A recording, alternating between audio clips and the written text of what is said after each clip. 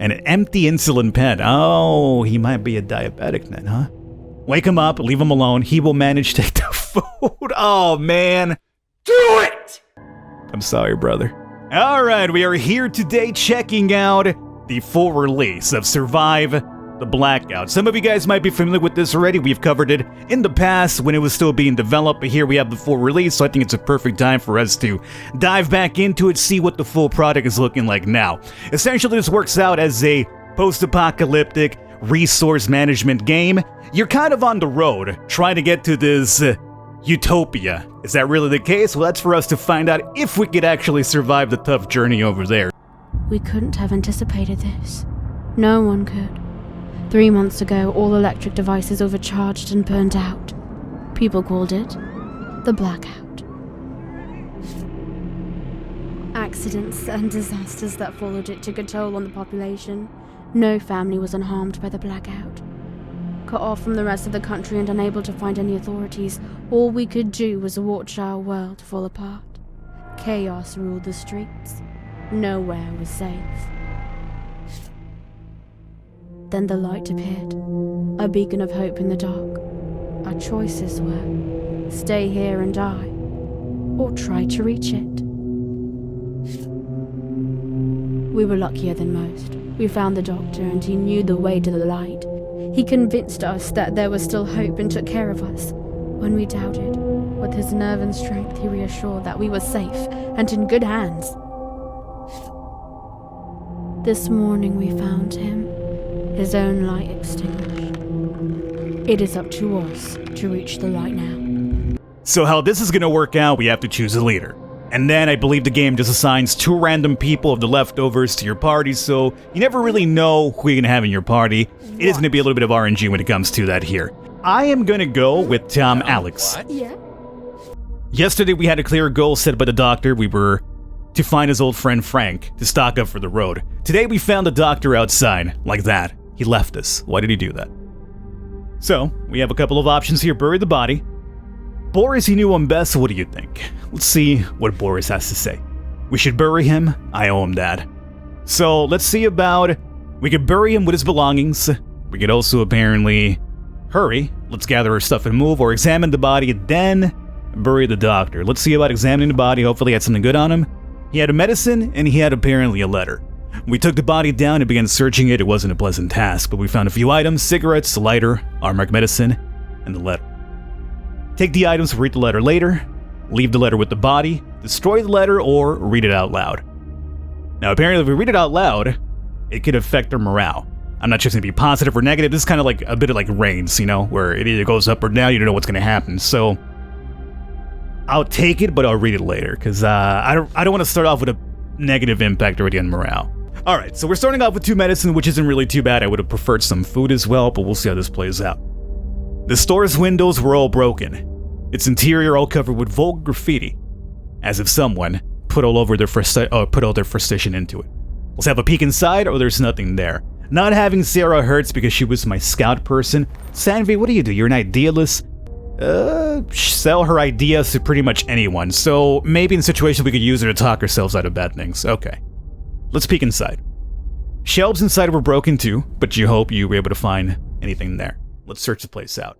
So how this works out is that everything that we search, it'll increase the danger level. If this fills up, bad events happen. So, let's see about... Not dealing with doors yet. Found nothing. Found some booze, which is good for morale. Good. You found nothing.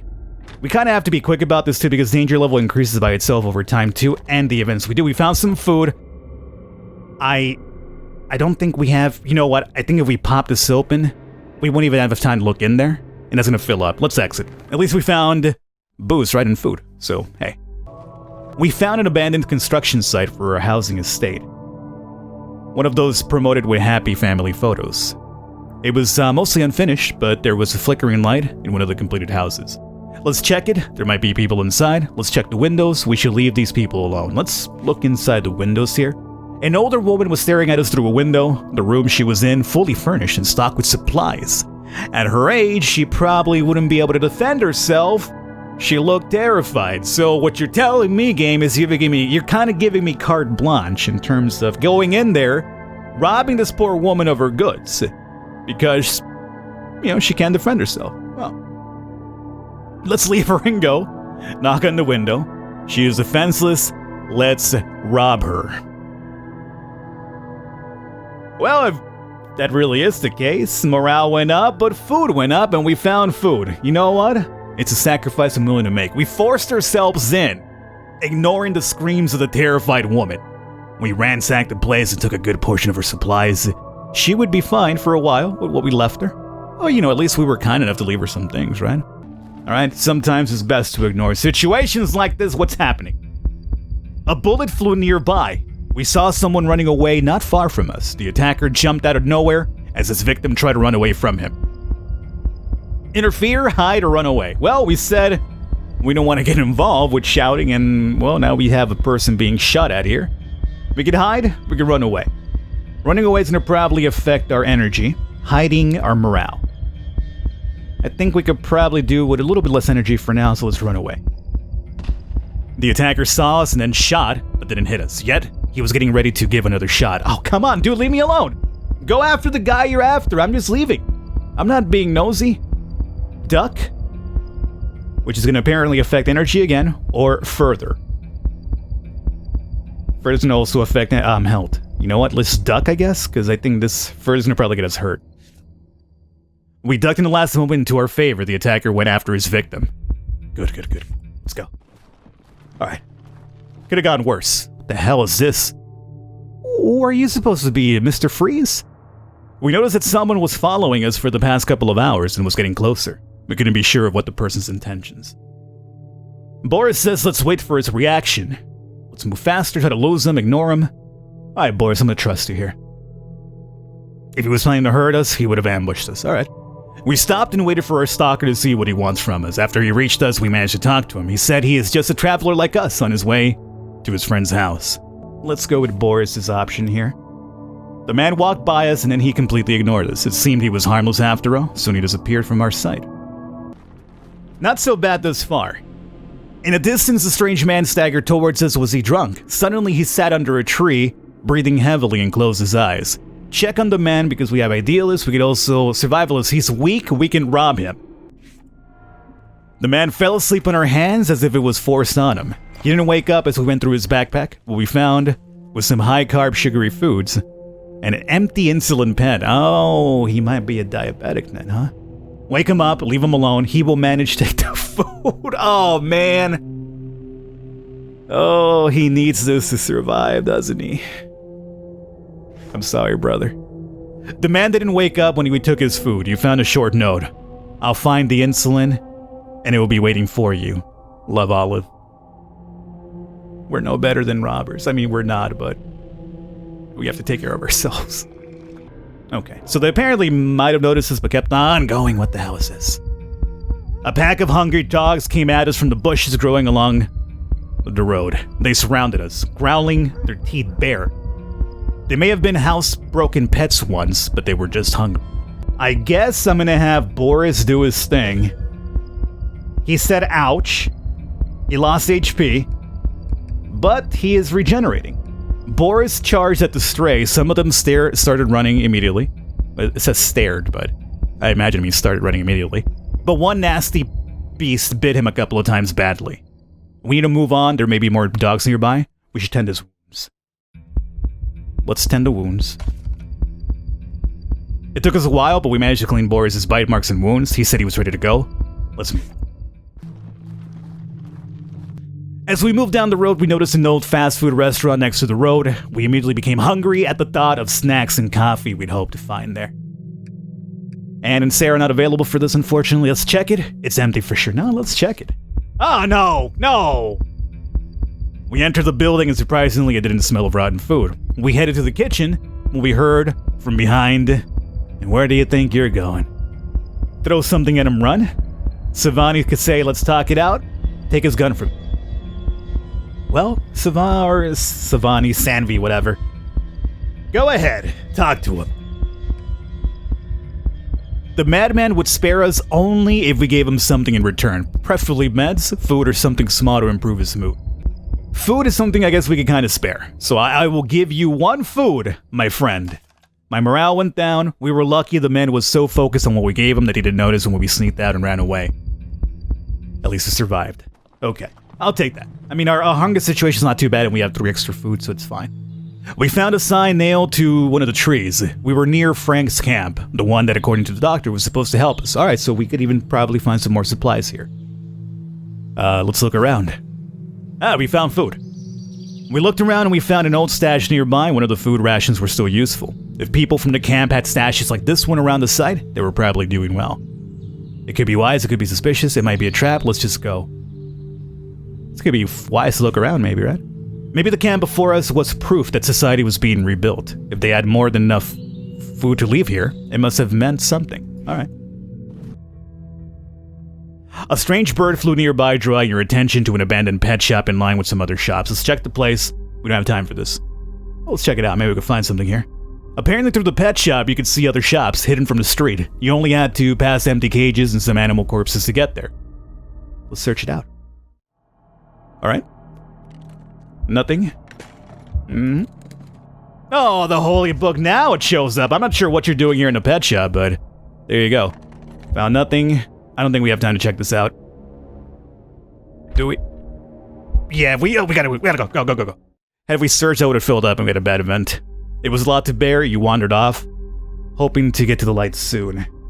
We're gonna have to rest here pretty soon in camp. See how far we could push it, though. A roof glimpse behind the tree crowns. It was quiet around here. Go to the house, look around for human presence. Let's do that first. You saw the entrance to the outside basement, but only saw a woman getting inside the house with great caution. Let's follow her, sure. You barely stepped on the entrance as you heard the woman's wild cry. Run there, or wait there. Or wait here. Just gonna wait. Not long after, you heard her crying out loud. She must have seen something horrible there. Leave her alone, see to her.